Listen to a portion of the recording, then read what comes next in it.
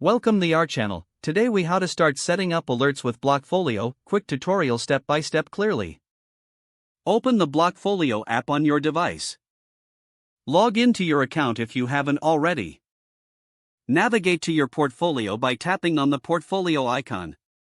Locate the cryptocurrency for which you want to set an alert. Tap on the cryptocurrency to open its detailed view. Look for the alert icon, usually represented by a bell or a notification symbol.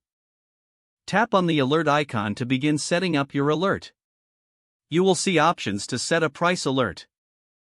Choose whether you want to be notified when the price rises or falls. Enter the target price at which you want to receive the alert. Review your settings to ensure they reflect your preferences. Once you're satisfied, confirm the alert by tapping on the Confirm button. You will receive a notification when the alert condition is met. To manage or adjust your alerts, return to the detailed view of the cryptocurrency. From there, you can edit or delete existing alerts as needed. That's it. Your alerts are now set up and ready to notify you. If the page does not load, refresh the browser or try again in a private or incognito window. Make sure you are using the correct email address, then retype it carefully to avoid small typos.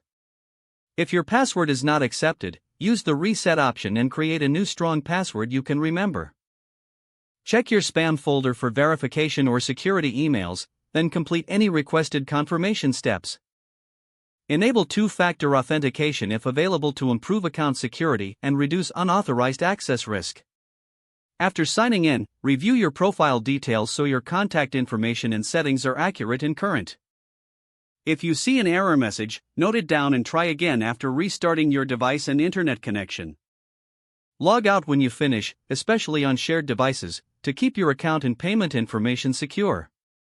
If the page does not load, refresh the browser or try again in a private or incognito window. Make sure you are using the correct email address, then retype it carefully to avoid small typos. If your password is not accepted, use the reset option and create a new strong password you can. Don't forget to like this video and subscribe to our channel for more step-by-step tech guides.